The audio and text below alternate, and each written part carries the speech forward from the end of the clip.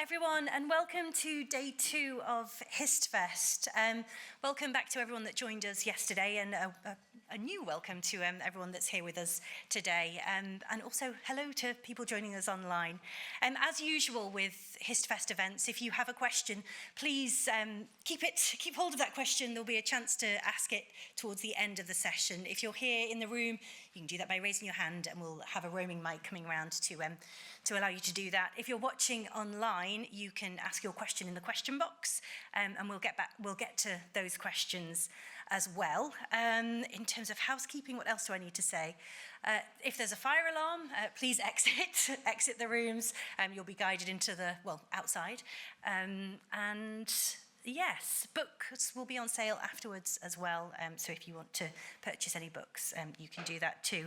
I'm really sorry to say that Carrie-Anne Lloyd is unwell, so she'll be unable to join us for the session this morning. So I'm stepping in to chair the event about Jane Austen. I was saying in the green room earlier, any other event, and I would have felt quite daunted, but Jane Austen is so pervasive in our society that I actually feel quite comfortable asking questions. So hopefully I can be you, but sat there and asking questions that you might want to ask. I'm not an expert, but I'm an interested party. So I'll introduce our two experts. We have Amber Butchart joining us today. Amber is a curator, a historian, and forensic expert who specialises in the cultural and political history of textiles, dress, and design. She's the resident historian on BBC's on Sewing Bee, and has presented shows for BBC4 and BBC Radio 4, as well as being an expert on Channel 4's The Body Detectives. She's also the author of several books, including The Fashion Chronicles and Nautical Chic, I should say. So, not cheek, that's something else. So, hi, Amber. I will introduce Professor John Mullan now. He is the Lord Northcliffe Professor of Modern English Literature at University College London. He has published widely on 18th and 19th century literature. He's the author of What Matters in Jane Austen, a question that I might ask you about shortly.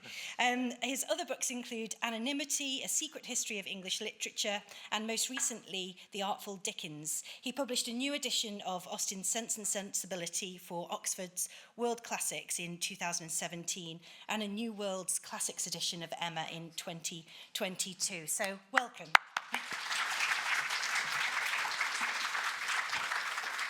I'm just going to hop over this one. So, hello. Welcome to HistFest.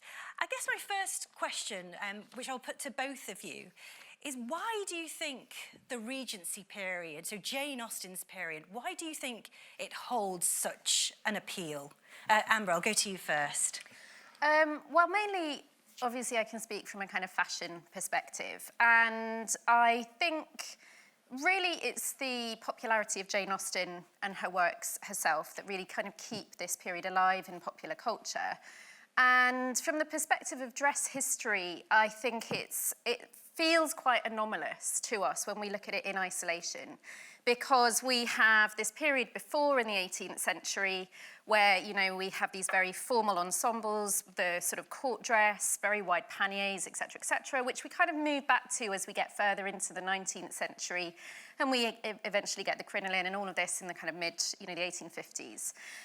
The Regency era is very different and feels somehow more modern in terms of the silhouettes that are being worn. So I think from a fashion perspective, that's why. But I think it's definitely Jane Austen herself and the adaptations that we're always seeing that keep it so fresh. John? Yeah. Well, I suppose I have two answers which contradict each other. I mean, as a historically and sort of culturally, I think the Regency fascinates us because of the peculiar blend of propriety and impropriety, because it was a period where elegance and manners seem to be very sophisticated and very important, but on the other hand, it's Byronic, you know, and it's a period where at least some ranks in society, but particularly the highest rank, including the Prince Regent himself, behaved incredibly badly, and particularly sexually, but in other ways as well. And you do get a bit of that in the Jane Austen, where It's very important that the middling classes cling to their codes of good behaviour. Lydia Bennet is saved from something really terrible by Mr. Darcy's money being given to Mr. Wickham. She's married. Praise the Lord, because somebody of her rank cannot do what she does. But on the other hand, maybe we'll get to this, the aristocrats in Jane Austen's novels are a shower, an absolute shower. Mr. Darcy, being the nephew of an earl, is sort of about the best of them, but he has to learn to come down a few notches. But most of them behave really, really badly, don't they? And, you know, Maria Rushworth, as she becomes, is the prime example. So that blend is quite electric for us. But I think also the Regency is a big thing for us because of Jane Austen. Because she's a genius, because she's the greatest novelist who's ever lived, because everybody reads her over and over and over again. And she's got that period for us. And if I genuinely think, if it hadn't been for her, we wouldn't be nearly as interested, actually. Or if she'd lived later and wrote as well, we'd be interested in whatever period it was. So I think that, you know, in the way that Shakespeare completely shapes the way we think of Elizabethan England, Jane Austen completely shapes the way we think of that period. Thank you. That's a really good segue actually into my next question, which was, she is so pervasive. You know, 250 years she's been alive, and we still turn back to this relatively short period of time in the early 19th century. If she hadn't existed, I don't want to go into lots of hypotheticals, but do you think we would have still been interested in this period, perhaps from a fashion perspective and a textiles perspective? I think we would still have been interested, and obviously people in my profession would still have been interested. I think there wouldn't have been quite such a popular interest because it's really the adaptations that keep the visuals of the period alive. And I think that's kind of what's absolutely crucial about it, is the reason we're so familiar with these fashions is because of Jane Austen. So I don't think there would be as much popular interest without her. Do you think, I mean, is there, because after the Regency, sort of a little bit after, clang come the Victorians, and I mean, from a literary point of view, Victorian literature is wonderful, totally wonderful. But we're not much interested in their fashions, are we? I mean, do you think maybe that's also part of it? The Regency was some kind of flowering of... I mean, the fashions are literally a bit more sexy, aren't they? Yeah. Than what comes later. Yeah, very much, very much. And it's also that, it's the lack of those enormous kind of foundation garments that top and tail this period, that give it that slightly more contemporary feel. Like, it's something we can imagine ourselves wearing. And it's something that does have resurgences. Like, if we think about cottagecore, you know, that was flourishing during the pandemic, that certainly had echoes of Regency fashion.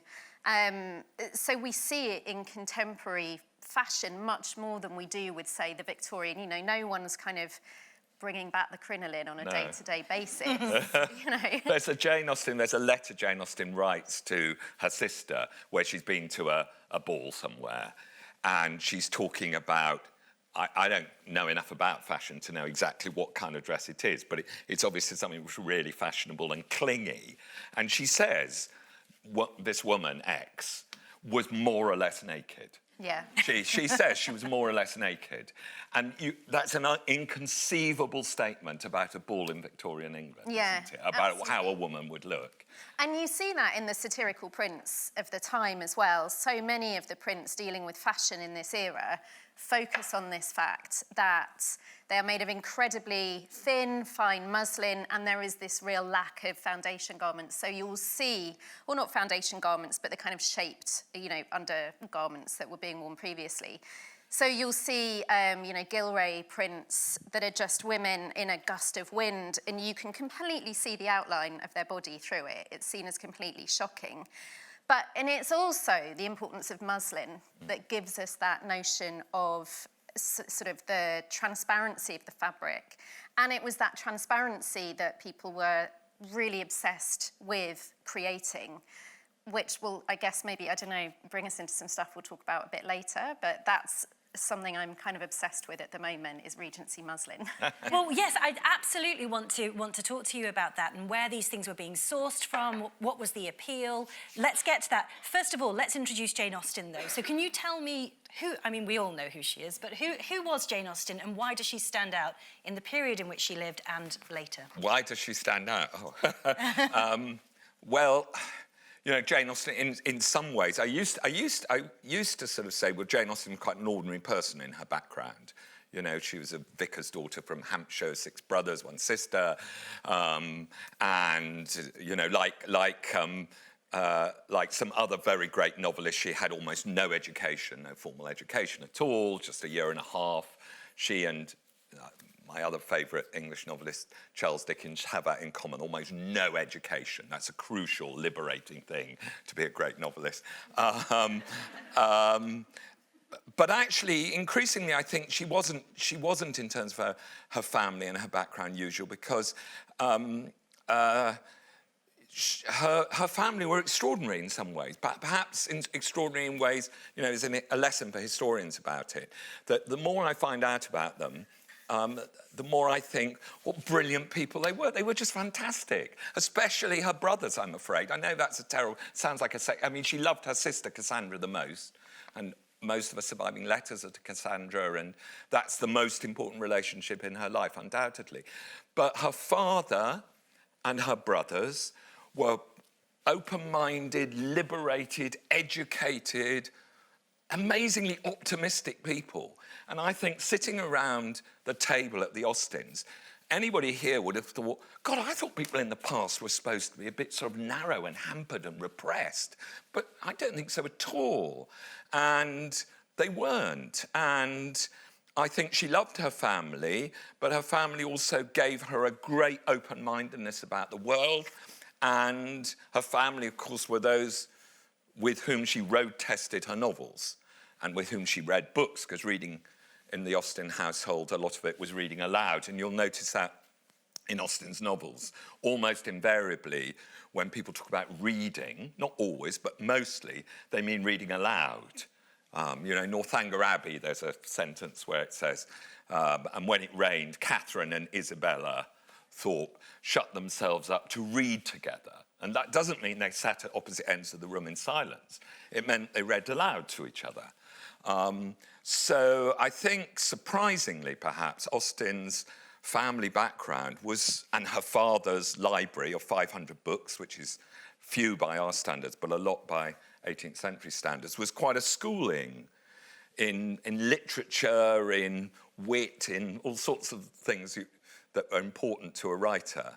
But what makes Jane Austen special, I mean, in brief, I quite often hear, especially in certain years when there's a new adaptation or an anniversary, as this year, you hear people on the radio or on TV talking about why people are still fixated on Jane Austen.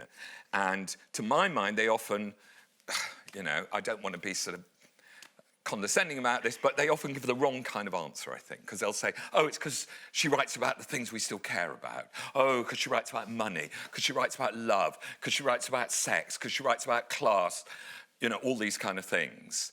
But actually, you know, once upon a time when I was an earnest young academic, I read loads and loads of novels written mostly by women in the late 18th and early 19th century that nobody still reads unless they're an academic. And guess what? They're all about money and class and sexual attraction and all those things. And all of them aren't worth one sentence of Jane Austen. I know that's a terrible thing to say, but it's true. Maria Edgeworth, fantastic, interesting woman, intellectual, proper feminist, not like Jane Austen, is she a feminist or not? Proper feminist, knew lots of intellectuals, made more money than Jane Austen in her lifetime from her novels, and her novels are okay. They're okay. The reason we still read Jane Austen, it's a banal answer, but there's a lot in it, is because of the way she writes. Yeah, it's not because of what she writes. I mean, of course, she writes about human beings and we believe them, of course. But it's because of the way she writes. And I'll try and talk a bit more about that later. But That's the crucial thing, not the subject matter. And indeed, the subject matter, she's rather, as historians will know, quite a lot of historians get a bit irritated by the subject matter. I mean, the Napoleonic Wars, they're sort of in there just at the fringe, but couldn't we have a bit more? And hey, this is set in Northamptonshire in 1814. There were some riots going on. Why haven't you mentioned those? And it's actually as if Jane Austen was writing, as they used to say, sub specie eternitatis, for posterity. So the historical stuff isn't really there, yes? And all the information you really need to read Jane Austen's in the books. And it's just her sentences, really. Thank you. Thank you for that impassioned answer. It's really interesting that you say that, because as I said at the very beginning when I was introducing both of you, she is like all pervasive. You will know her novels, even if you haven't read her novels, but most people will have read at least one of her novels. And I imagine in this room that most people here will probably have read all of her novels. But these weren't historical novels. We treat them as history, but they weren't historical novels that she was writing. She was writing as a woman in a real world. And can you speak to that world from a fashion point of view. I've got sense and sensibility in my head. Point of view. You want to talk about the muslin and how that was, popular. Can we speak a little bit about that, the demand for it, and why people were so interested in that kind of clothing? Sure. The historical context does really hugely play into this. I think one of the things that's really interesting in terms of fashion from this period is that you have so many kind of enormous historical moments or evolutions or sort of movements happening at this time. So obviously it's coming off the back of kind of the French Revolution, and then we have the Napoleonic Wars and also the Napoleonic blockades as well, which hugely impact the type of fashions, the type of fabrics that people can get in Britain. You also have the backdrop of the Industrial Revolution as well, really ramping up mainly throughout Lancashire in this country. Now, the muslin that really is the Regency fabric par excellence, like when we think about Regency women's wear, when we think about those high-waisted kind of column dresses, really we're thinking about muslin. And it's in the 1810s that for the first time, muslin starts being created kind of en masse in British mills. So we see this huge shift at this point. Up until this period, bearing in mind as well, so muslin is a cotton fabric, and it's really only in the 1790s that cotton starts being worn in a way that we would begin to recognise now in this country. It's something that begins to be brought over by the East India Company in kind of the 17th century, and we see these beautiful painted and printed chintzes, things like this. But in terms of clothing that is worn like day to day, very, very regularly, it's really in the kind of later 18th century that it starts to be being used on the kind of scale that we would recognise today, and also starts to overtake silk in popularity in terms of the most fashionable fabrics that you can think of at the time as well. And really at the pinnacle of this is muslin, because of its transparency, because of the very sheer nature of it. Now, initially, this is imported from Dhaka in present-day Bangladesh, at the time part of Bengal, the Indian subcontinent broadly, and is an exceptional handcraft. Like the skill that goes into creating this with a specific type of cotton plant that's grown in the region is really, absolutely phenomenal. Like the handcrafts that are being created in that kind of region of the world really are driving the Industrial Revolution here, because it's the desire to recreate these types of things. We have muslin, but also things like the Kashmiri shawls that are being woven as well. The desire to recreate these, to mechanize the process and to create them, be able to sell them at a cheaper price point, similar to the way that we think of the fast fashion system today. This is what drives a lot of the Industrial Revolution and has implications all over the world, obviously, not just in the Indian subcontinent, where the fabrics being created here start to really undercut what these very skilled artisans are creating in places like Dakar, but also, of course, in the Americas, where you start to see cotton being developed as a key part of the plantation economy, being harvested and grown by enslaved workers. So it's in the 1810s that you start seeing British mills being able to compete in terms of muslin. And what's very interesting, I think, is that you still, if you're a connoisseur, if you're somebody who has a lot of money, you're still going to be buying the imports from Dakar, from the, that the East India Company are bringing over, because it's still understood that this is the superior product. This is absolutely superior quality. We're not able to create it as sheer, as beautifully transparent as people in Dakar, but it is being produced here, and the scale of it really increases at this time. It's so interesting because I don't know if we see all of this on screen. So when we're watching a Jane Austen adaptation, we kind of will look at the clothing, but maybe not realise this full history, that every piece of fabric has this long history behind it. Do the adaptations get it right? I mean, some do and some don't. And we can maybe think a little bit about sort of historical accuracy and adaptations. We started to chat a little bit about this backstage and then stopped ourselves from talking. Some do and some don't. Some, what's interesting, I think it might be the Sense and Sensibility that was made in the 90s. People often talk about it as being inaccurate historically, but it was actually, the costuming there is supposed to reflect actually the period in which it was being written rather than the period in which it actually ended up being published. So it's a little bit earlier. And looking at it from that perspective, it is quite historically accurate. Some of them get it right, some of them don't. I personally am not actually a stickler for historical accuracy. I think if people are making shows today, people are making films today, and costume designers especially, they should be able to create their own vision, work with it how best they think it, should be worked, to reflect character, to reflect narrative, to reflect the plot. All of these things. So I'm not somebody that will be watching something and will go, oh, well, that shouldn't have a zip there. I might notice. Do you see zips sometimes in them? I don't. That would be pretty bad. Yeah. To be fair, I think even the Netflix Persuasion didn't have zips. Although if they thought about it, they might have done. Yeah. Yeah. No. Actually, that one might have. That's really takes all sorts of liberties. But I think if there's a concept behind anachronisms or that sort of thing, and for example, moving slightly away from Jane Austen, but there's Sophia Coppola, Marie Antoinette, which got booed, I think, at Cannes. Like, French audiences hated it because of that kind of anachronistic element to it and to the costuming.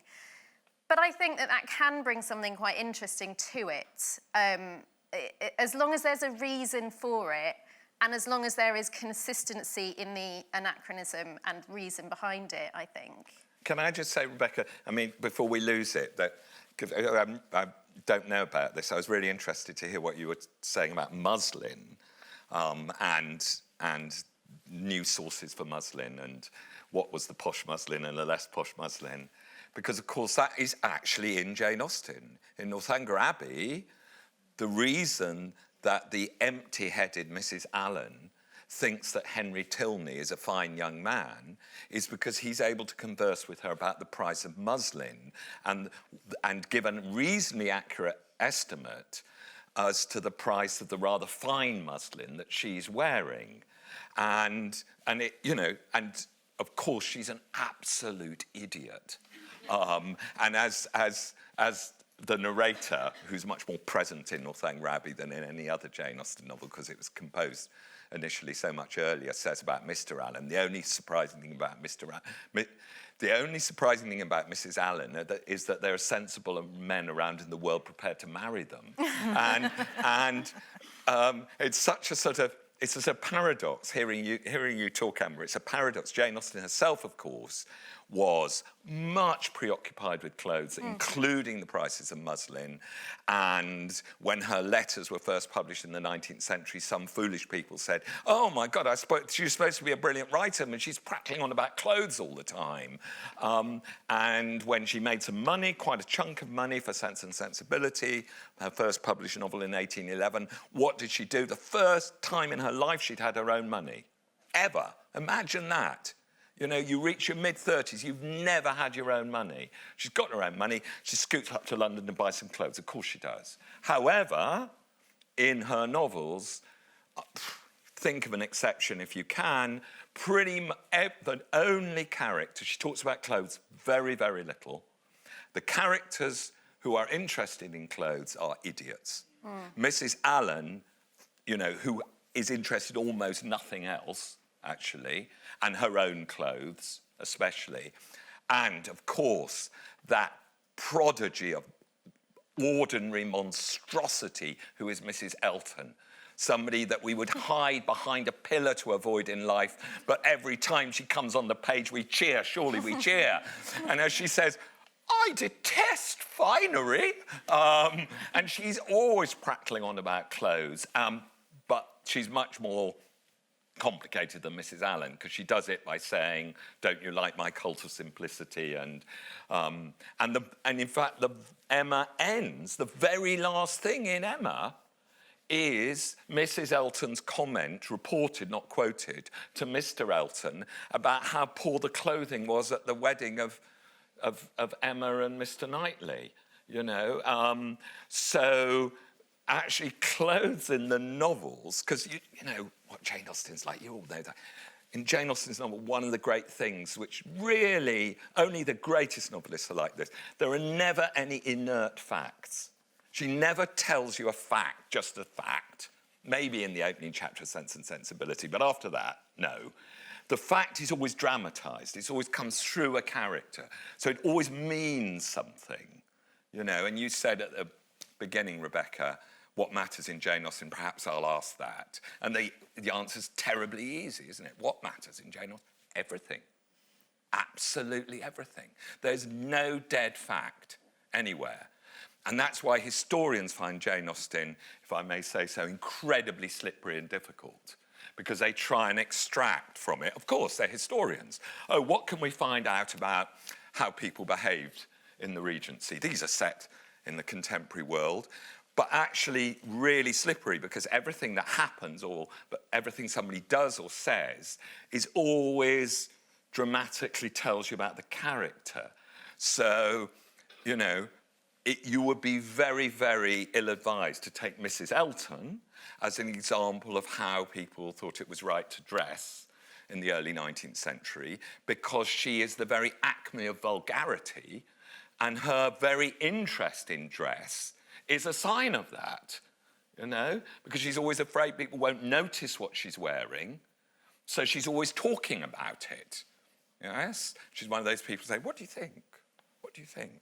Yes? And that's what dress is. But of course, Austen herself loved it. Yeah. Loved it. Yeah, it's really interesting, that disparity between the place of fashion and clothing in her works and then in her letters. As you say, there is so much information that you can glean from the letters, and, you know, talking about specific lengths of fabrics and the cost, like really, really rich kind of historical detail, names of drapers, where she's getting these fabrics from. It's really, really rich. But it does, in her novels, it really is used as a shorthand for a kind of superficiality in the characters that discuss it. There's only, I was going to ask, quiz question of the audience.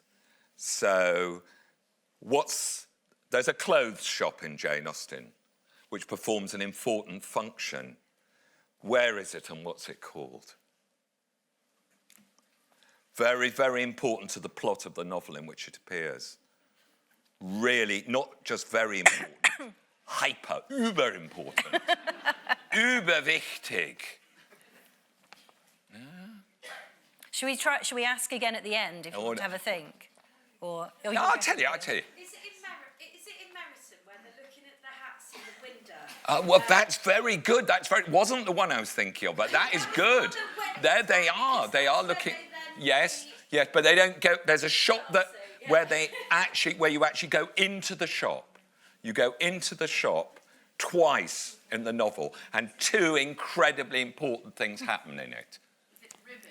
They go and get ribbons. What novel? Okay, I'll tell you. The shop is called Ford's, and it's in Emma. And there are two crucial scenes that take place in Ford's. In one, Emma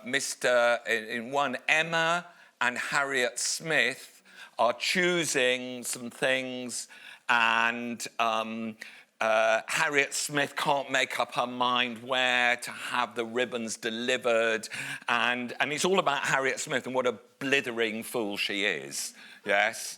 And in comes Frank Churchill, and Frank Churchill is actually on his way to see Jane Fairfax, and he's arranged all this, and he sees that Emma has seen him, and he has to pretend that he's really interested in her, not Jane Fairfax. Do you remember all the... Anyway, go back to it. It is so brilliant, complicated and subtle. Forget War and Peace, the Battle of Borodino. No, there's more going on in that chapter in Ford's shop than the whole of the Battle of Borodino sequence in War and Peace, I promise you. There's also an earlier sequence in Ford's shop where Harriet Smith has to take shelter there. It's always open, always welcoming. Come in and come by. And she has to go in, and she meets Mr.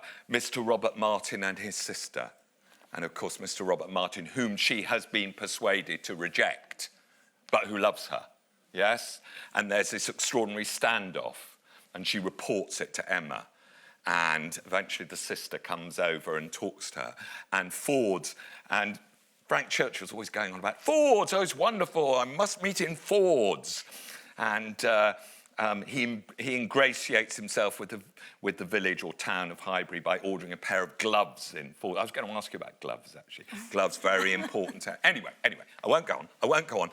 Go back to it, yes? And Emma comes out of Ford's and looks and watches things in the street, and she sees people going by. Who do you always see going by in Emma, but you never hear from them? You never meet them. They never talk, but everybody mentions him.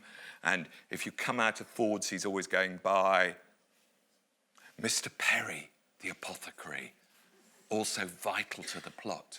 Mr. Perry, the apothecary, who's making a fortune in Highbury because he counsels the hypochondriacs of Surrey, which is an extremely remunerative activity now as then.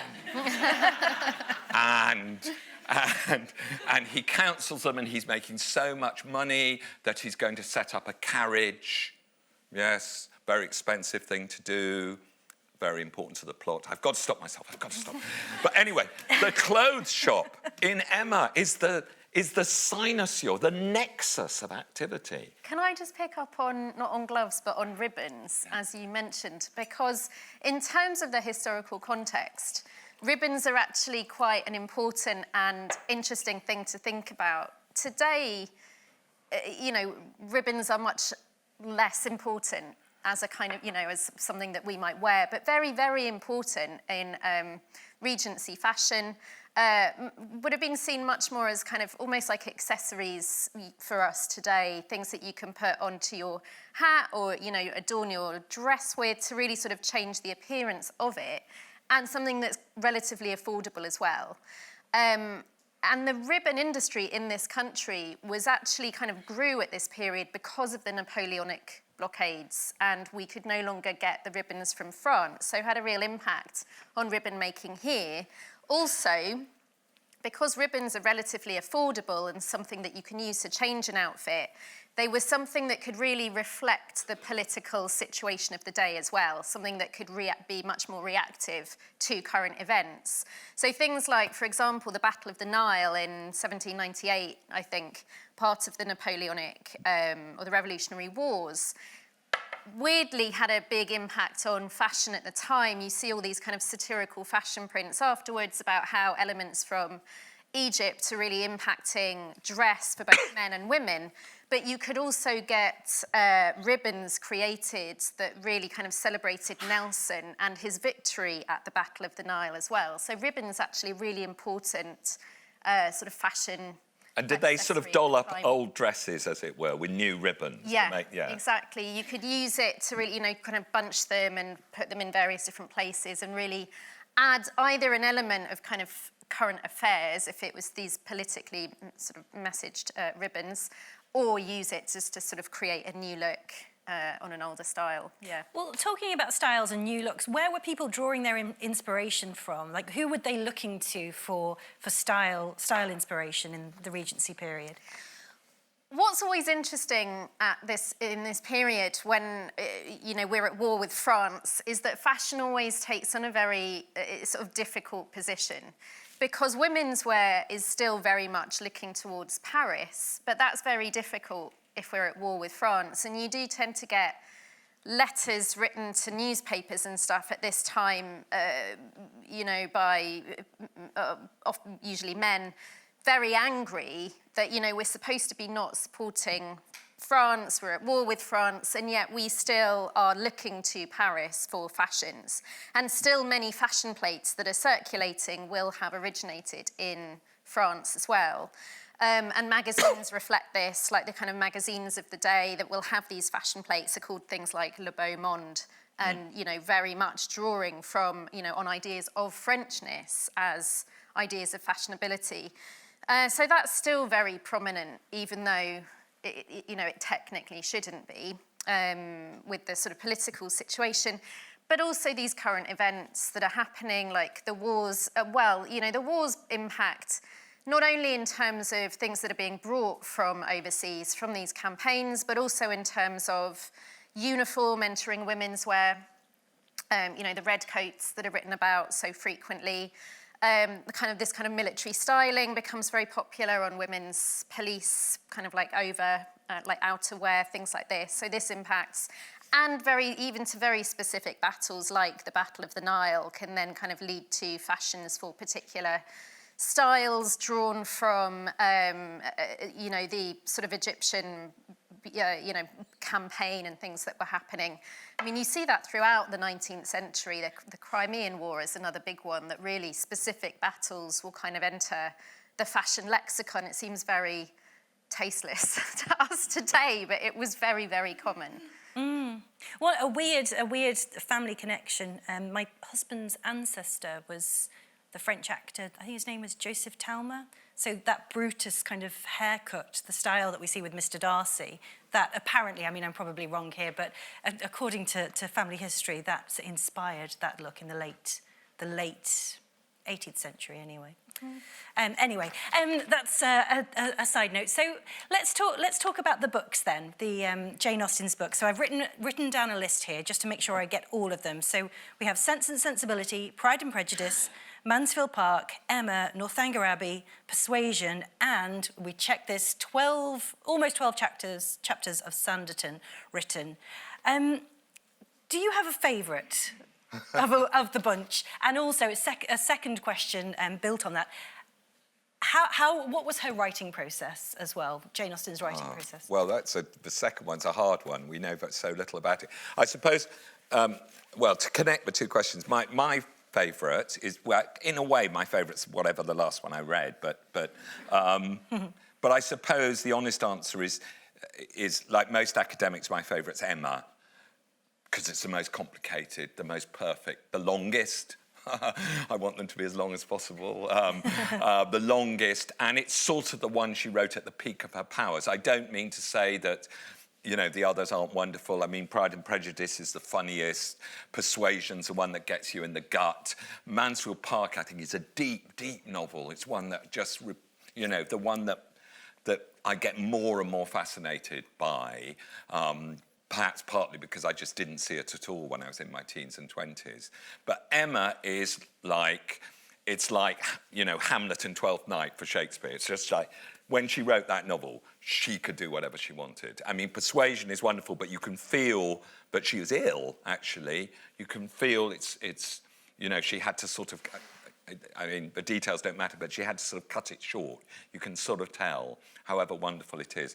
And Emma, it's as if she did some Faustian pact to write that novel. I just don't know how she did it, because everything connects in just this. So, I mean, probably it's the one I've read most in my life. I must have read it, I don't know, 15, 16, 17 times. And as soon as I had to reread it a couple of years ago, I was teaching a class on it, you know, and you're teaching 20-year-olds and their synapses are firing and they've read it for the first time the night before. So you can't rely on your memory. You've got to reread it. And I reread it. And you start noticing things you haven't seen before almost immediately. Now, all of you if those of you here who reread Jane Austen will, I think, know that experience. I don't think there's any novelist of whom that's truer, that however many times you've read it, within about 10 minutes you notice things. You think, oh God, how did I not see that before? So Emma is my favourite for its just wonderful complexity and perfection. And what was her process? I don't know. I really don't know. We have, you know, as people, we have almost no manuscript evidence of what she was up to. Unlike, you know, Dickens, you can go to the Victorian Albert Museum and actually see him writing Bleak House, if you want to. See how he did it, sentence by sentence, correction by correction. We just don't, and I don't know whether she had. The one thing we do know about her writing process, which interests me, is that she, for most of her novels, used an almanac, which is like the equivalent of a desk diary. And she didn't do that for the reason the historians would like, which is to place her novel in a certain year. She did it to get the internal consistency of the dates and the times and so on.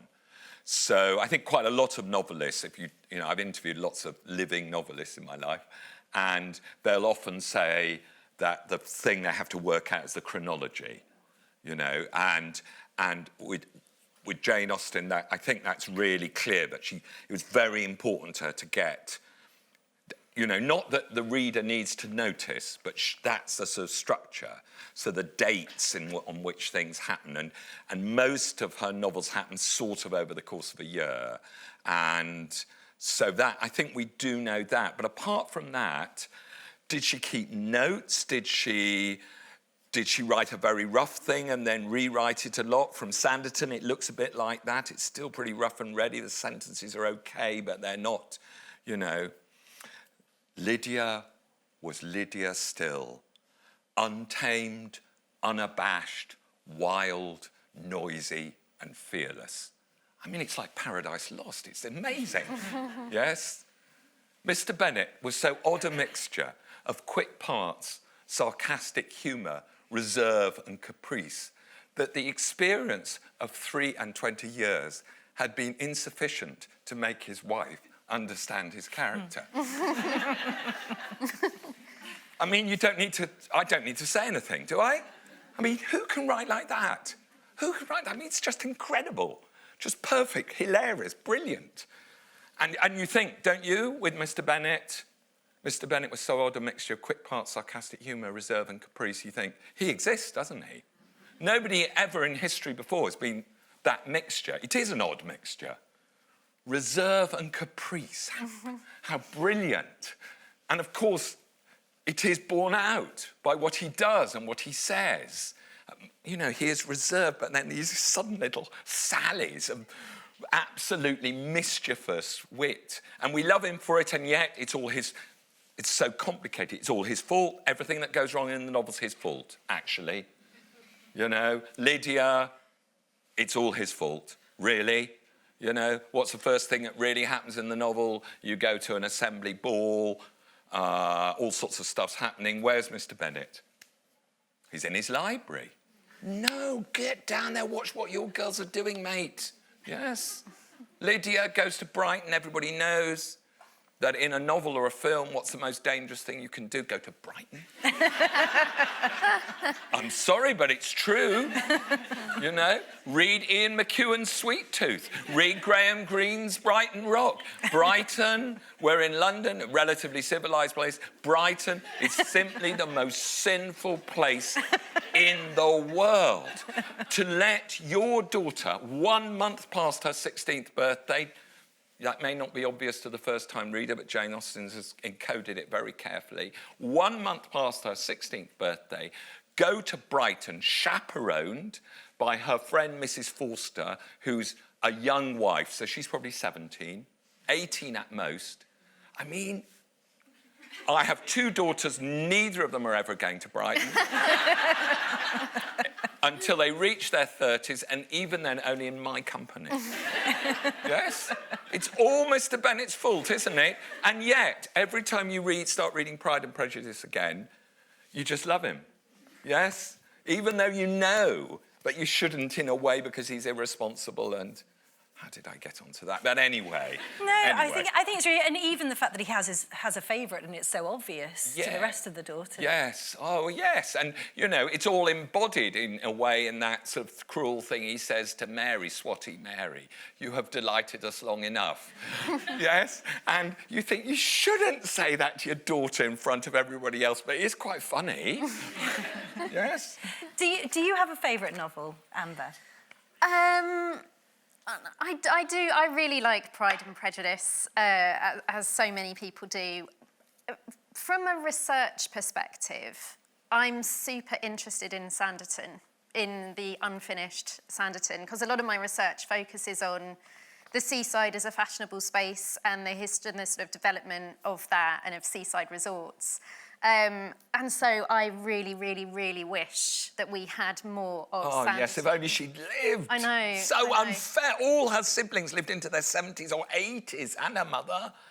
It's so unfair. And also there's so much kind of shopping and, you know, this idea of fashion is very, very strong throughout what we have of Sanditon.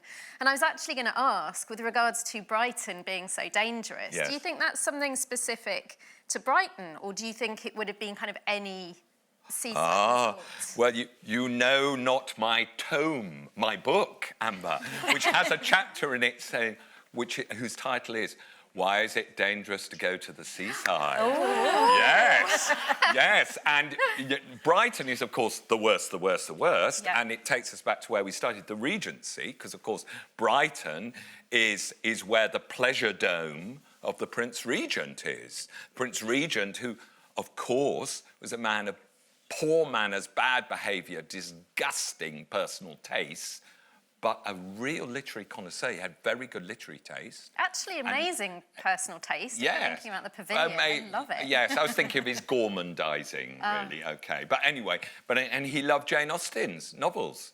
And she, through gritted teeth, had to dedicate Emma to him. He sent a request via his librarian because he loved her. And he said his librarian, Stanya, his librarian, told Jane Austen that the prince has a set of your novels in each one of his residences. So he had something. But anyway, to get back to the seaside, bad stuff happens by the seaside. What about, apart from Brighton, Pride and Prejudice, quiz question. What other seaside resort features in Pride and Prejudice? Oh, it's a tough one. I can't It's think. a level 5, that is. Oh, there's a lady over there who knows the answer. Yes? Oh, Ramsgate. Oh. Thank you. The cognoscenti are present. Yes. And Ramsgate. And what happens in Ramsgate, madam?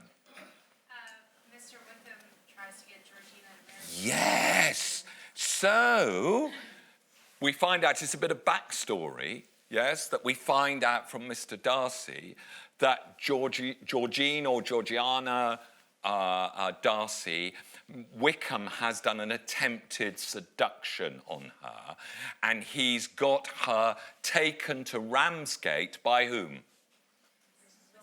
Mrs. Young, the satanic ex-governess, who is also the person who arranges accommodation a shag pad, dare I say, for Lydia and Wickham when Lydia goes off to London with him. Mrs. Young is this sort of character out of a sort of Victorian melodrama, but she never actually appears. Anyway, Mrs. Young gets her down to Ramsgate, and Wickham goes to Ramsgate on his leathern wings to pluck her, you see, because once you're in by the sea, danger, danger, danger, yes.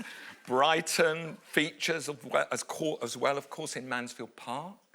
Maria Bertram, who becomes Maria Rushworth, goes on her hellish honeymoon, on peut imaginer, with Mr. Rushworth to Brighton, as Jane Austen's narrator flatly puts it, almost as gay in November as in the summer.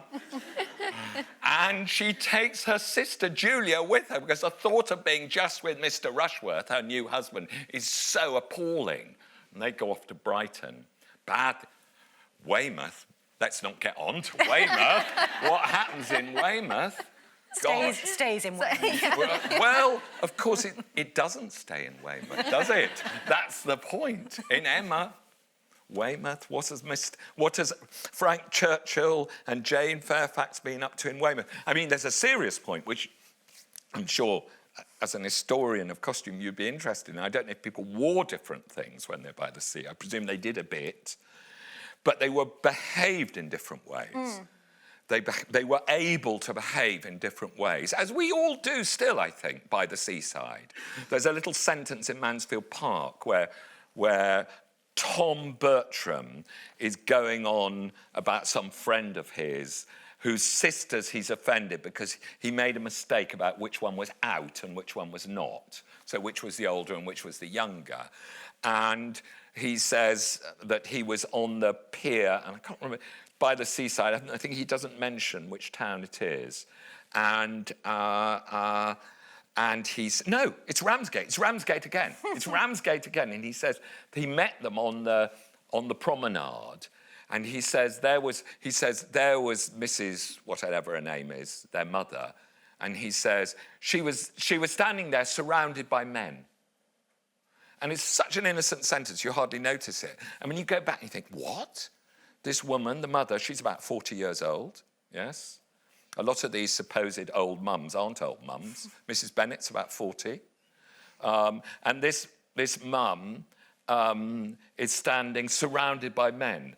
That couldn't happen anywhere else in her normal... But she's, you know... And the implication, I think, is, oh, lovely, bit of a flirt.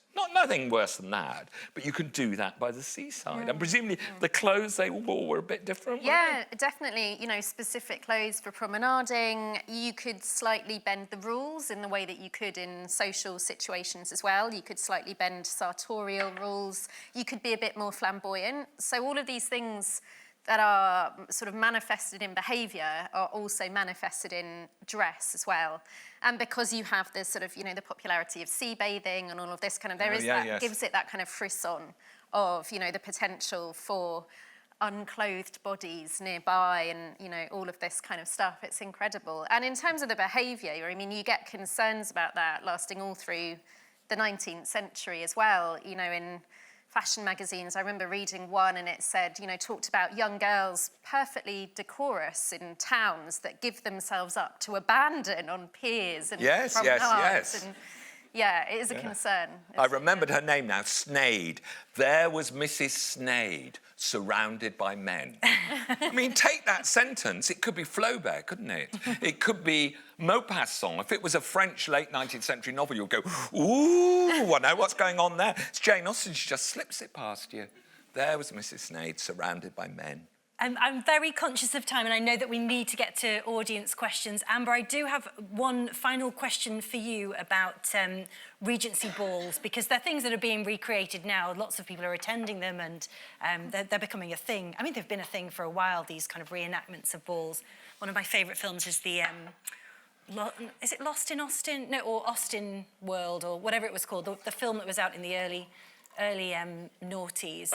But if you were a woman and you were living in the early 19th century and you had been invited to a ball, what would be, like, how long would you be preparing for it clothes-wise, and what would be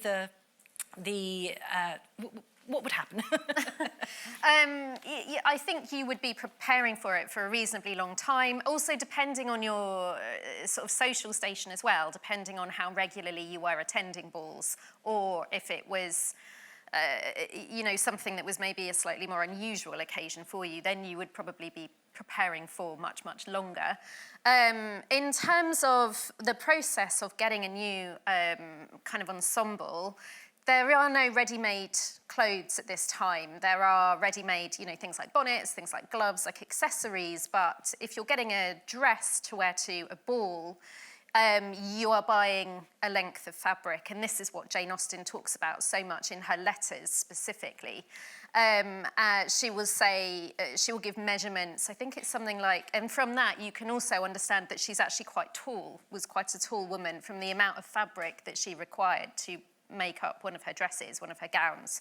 So you would go to a draper's, maybe you would visit a draper's in London, maybe you would visit a more provincial draper, and then you would go to a dressmaker to get it turned into the gown, the gown that you would like to have, based on, maybe sort of fashion plates, maybe things that you'd heard from people who had been in London, or maybe, had been in a sort of metropolis, basically, and are aware of the recent fashions.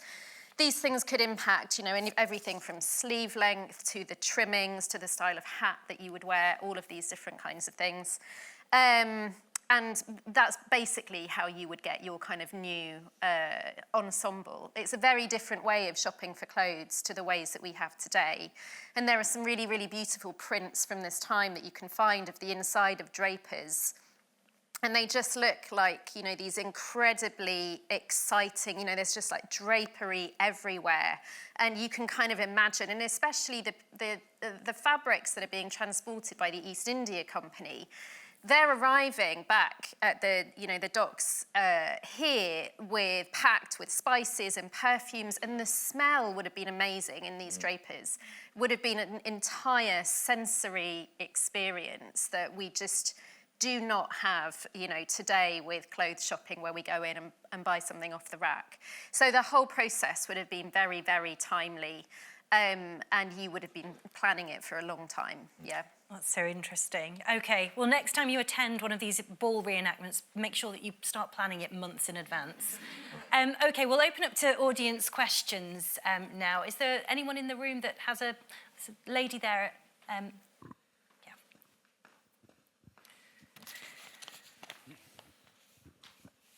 Thank you.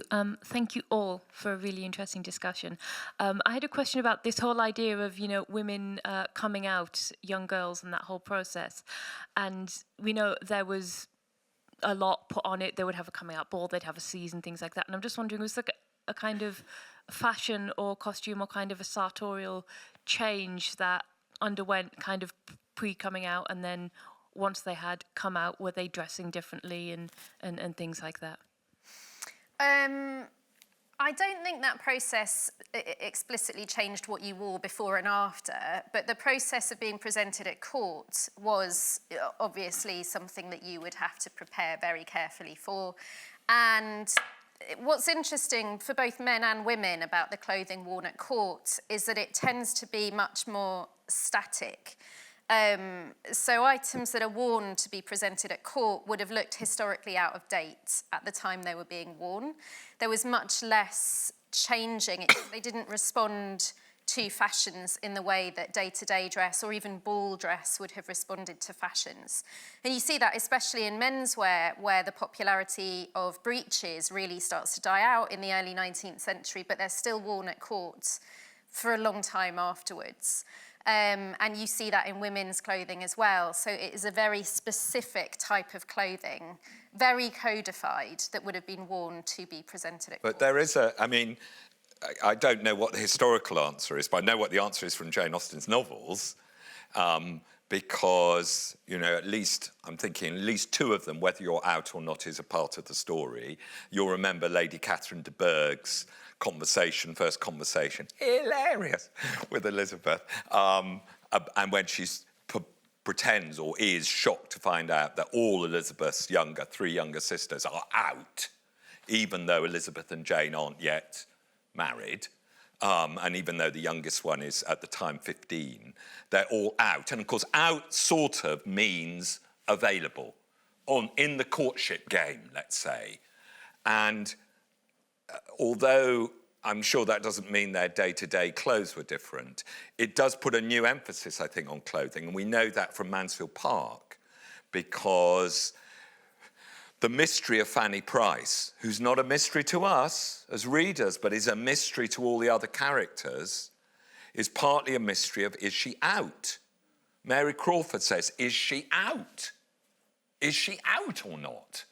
And that's what sparks the whole Tom Bertram thing I referred to about the Snaides, because he made a mistake with the two Snaide girls, assuming the one was out and it was the wrong one who wasn't out, and then the one who was out got offended. And being out means you're in the courtship game.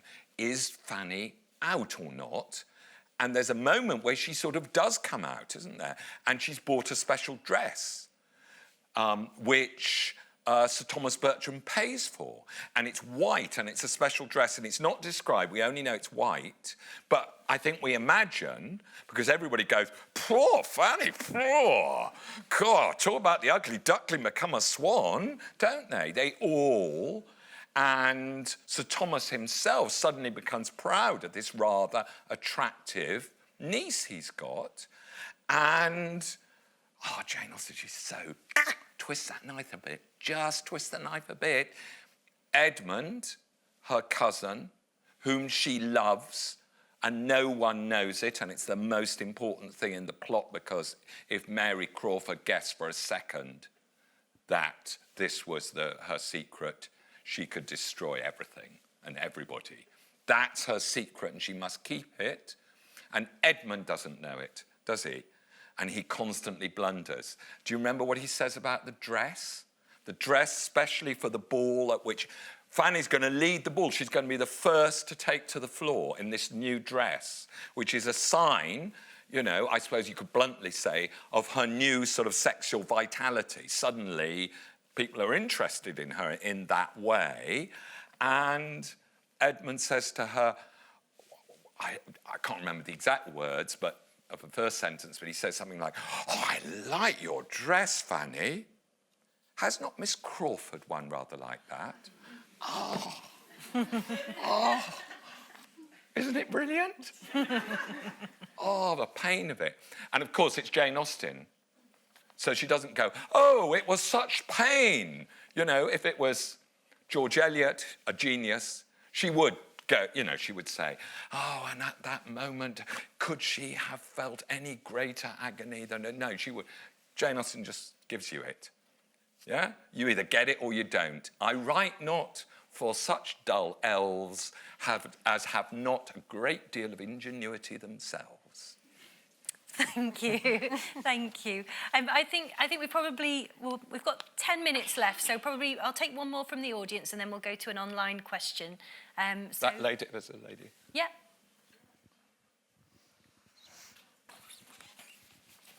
Hi, thank you for the talk. I just wanted to build more on the idea that the fashion really dramatically changes from the Georgian to the Victorian.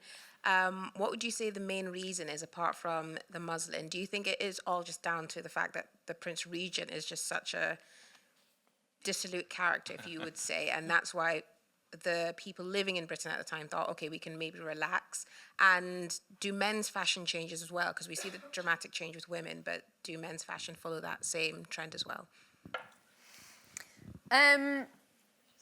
So in terms of Georgian to Victorian, what we're thinking about when we've got the sort of Regency period, we've also seen a big kind of impact from the French Revolution as well, and ideas, around that have been kind of, there's a sort of idea of kind of pastoral sort of fashion, I guess, that comes in from the sort of later 18th century, and we even see that with, pre-revolution figures like Marie Antoinette, who, herself wears kind of like muslin dresses and starts to sort of popularise cotton to a degree as well.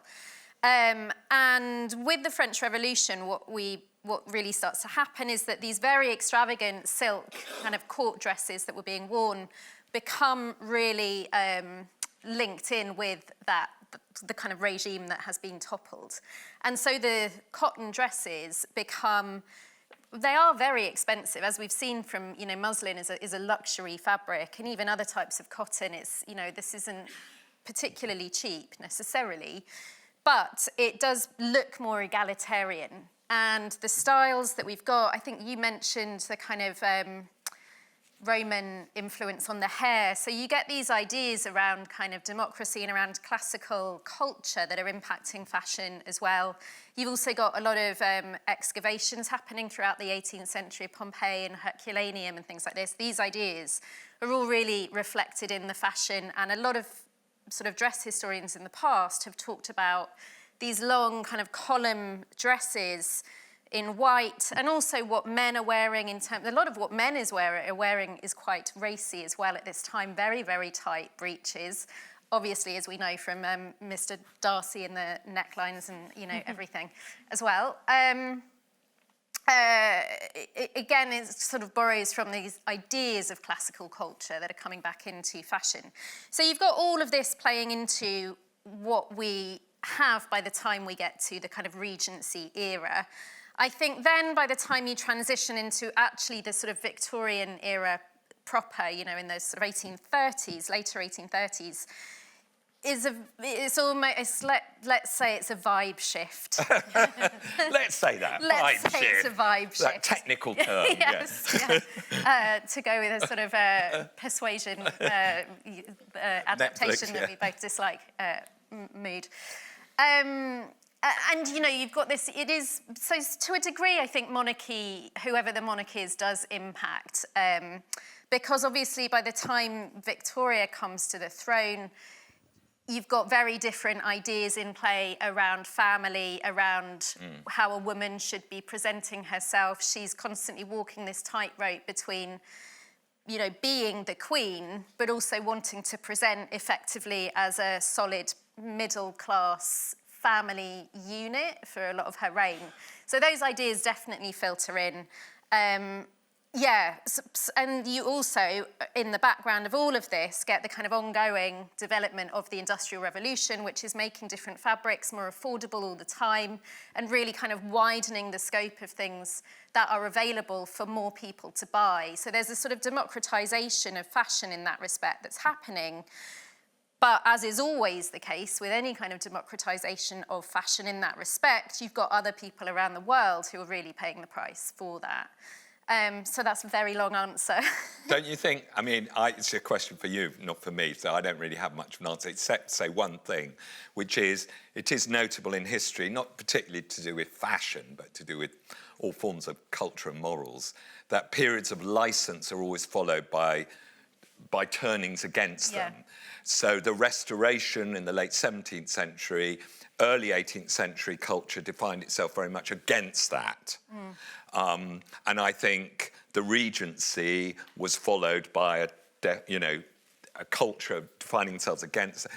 Some of us here will have lived through the same sort of thing. It happened mostly in my childhood, but I couldn't help but notice how the 1960s was followed by lots of sort of, everything went wrong in the 1960s.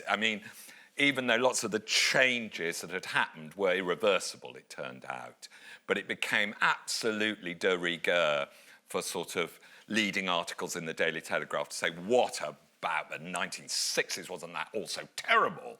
And, and no wonder we've got this awful Labour government because of the 1960s. And we started being blamed for everything. I think that sort of, that is a sort of pattern. I think we see it with war, though, as well. It's more often than not, but it's often after wartime we see this licentiousness with the Restoration, my own period, so I'm just bringing that in. And obviously the Napoleonic Wars that were ongoing, I suppose, during the Regency period. But thank you. We'll go to an online question now.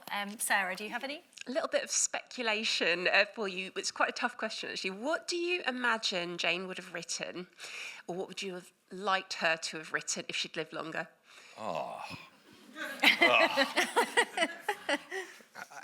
Well, I mean, I think she would. I mean, the important thing is, I think she would have gone on writing. You know, I know that Sense and Sensibility and Pride and Prejudice were versions, rewritings of things which we no longer have that she'd written earlier in the 1790s. And Northanger Abbey, of course, dates back to then as well. So when you say, oh, she wrote 6 novels in 7 years, which she did in the last 7 years of her life, you have to qualify that a bit by saying some of it was revisiting old material. But, I mean, she was really productive once she got going, and once Sense and Sensibility succeeded, she was amazingly productive. So if she had lived, I think the first thing to say, and she was writing Sanditon, and she was really ill, you know, but she was still keeping on. So I think the first thing to say is if she'd lived another 20 years, she would have written a whole load more novels. And that would have, and also she would have become famous in her lifetime, because she was absolutely on the brink of it. And I don't think that would have necessarily affected the kind of novels she would have written, but it might have affected her stature and her influence on other writers, because as many of you will know, she sort of got a bit forgotten in the 19th century until the 1869, when a memoir of her by her nephew was published, and suddenly everybody got interested again, and she's never looked back. I mean, but I don't know what she would have written about. I mean, I don't think she would have suddenly written about the Battle of Borodino. I know, that's a joke. Obviously, the Battle of Borodino wouldn't have interested her, but she wouldn't have suddenly started. Sanditon is a bit of a shift. She's writing about this seaside resort. You know, it's got a person of colour in it. It's got, but it's still going to be about the same sort of thing. 2 or 3 families, as she says. It's going to be about who you should marry. It's going to be a comedy, which means you end with a marriage or an engagement at least. I think she would have carried on doing that with endless sort of variations. And it just doesn't bear thinking about, does it? I mean, if she lived another 20 years, there might have been another 10 novels. Yes? And then nobody could have said Henry James was the greatest novel ever. Ever. You know? I mean, I love Henry James. Nobody could have said anybody else was better, because it's actually only the apparent narrowness, in inverted commas, of her canon that has allowed people in the past, I think much less so now, but when I was a student, people in the university still slightly patronised her. Henry James himself said about her, she is one of the shelved and the safe, which means she's not going to get forgotten. But then he said, she reminds me of a lady idly sewing together fragments of her workbox without quite knowing what she's doing. Piffle! Piffle. And a series of people, from Charlotte Bronte to Conrad to Nabokov, until he got converted, have condescended to her. And if she'd written 16 novels, and they'd all been as good, or even unimaginably better, nobody would do that. But more than that, I can't say. I mean, she seems, she'd already done such extraordinary and experimental things in the way that she wrote, particularly in the way that she filtered her narrative through the minds of the characters. So she developed this incredible technique that only in the 20th century did we start calling free and direct style, where Emma, you asked what my favourite novel was, Emma, written almost entirely from the point of view of a character who's wrong about almost everything. Yes? I mean, that's an extraordinarily difficult thing to do.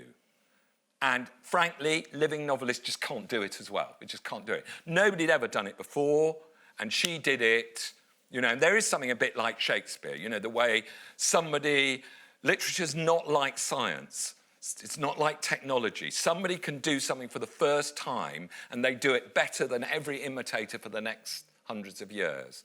And so I can't say what else she would have done, but I can say that her stature would have been different, and therefore more novelists in the 19th century other writers would have read her because, yeah, she was about to become a celebrity in her own day. She died before she had the chance. And I tell you something, she would have loved it. Yes? I think she would have loved it. I don't think she was a shy, modest, oh, don't look at me person. I think she would have greatly enjoyed it. And then gone back to Hampshire and told everybody hilarious stories about what all those other Burkish writers were like.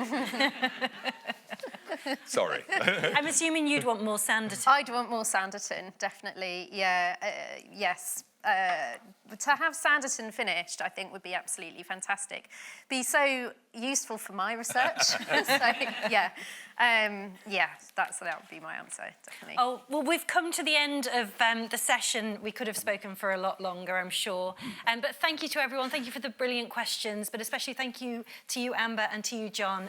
It's been a pleasure. Thanks.